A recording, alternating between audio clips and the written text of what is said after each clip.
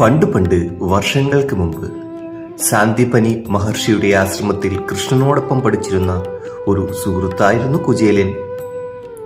അതിദരിദ്രനായിരുന്നെങ്കിലും കൃഷ്ണനോടുള്ള സ്നേഹം ആ മനസ്സിൽ എപ്പോഴും നിറഞ്ഞു നിന്നിരുന്നു.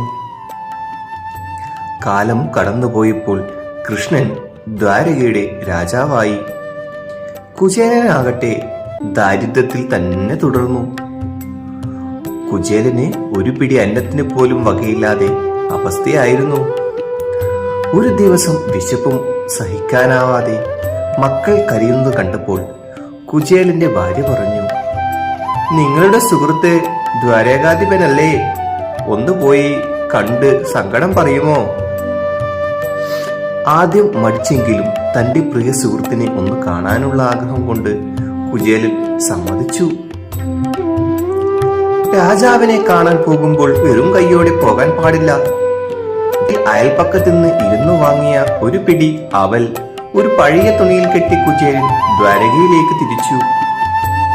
കൃഷ്ണന് ഇത് ഇഷ്ടപ്പെടുമോ എന്ന ആശങ്ക ആ മനസ്സിലുണ്ടായിരുന്നു. ദ്വാരകയുടെ വാതിക്കൽ പഴയ വേഷത്തിൽ വന്ന കുചേലനെ കണ്ടപ്പോൾ ഭടന്മാർ തടഞ്ഞു. പക്ഷേ തന്റെ കൂട്ടുകാരനും വരുന്നുണ്ടെന്നറിഞ്ഞ ഭഗവാൻ ഓടിയെത്തി. രാജാവായ കൃഷ്ണൻ ദരിദ്രനായ കുചേലനെ കെട്ടിപ്പിടിച്ച് കരഞ്ഞു. ഭഗവാൻ കുചേലനെ തന്റെ സിംഹാസനത്തിൽ ഇരുത്തി. ആ കാഴ്ച കണ്ടുനിന്നവർ അത്ഭുതപ്പെട്ടുപോയി. താൻ കൊണ്ടുവന്ന അവൽ പൊതി പുറത്തെടുക്കാൻ കുചേലൻ മടിച്ചു. പക്ഷേ കൃഷ്ണൻ അത് ബലമായി വാങ്ങി. "എന്റെ കൂട്ടുകാരൻ എനിക്കായി കൊണ്ടുവന്ന അമൃതാണിത്" എന്ന് പറഞ്ഞ് കൃഷ്ണൻ ആ അവൽ ആസ്വദിച്ചു കഴിച്ചു.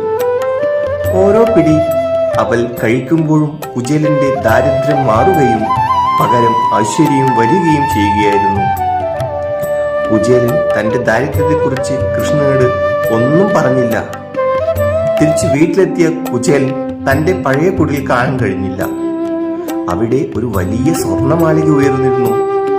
കൃഷ്ണൻ ഒന്നും ചോദിച്ചില്ലെങ്കിലും തന്റെ സുഹൃത്തിന്റെ ഹൃദയം തൊട്ടറിഞ്ഞ് സകല ഐശ്വര്യങ്ങളും നൽകി.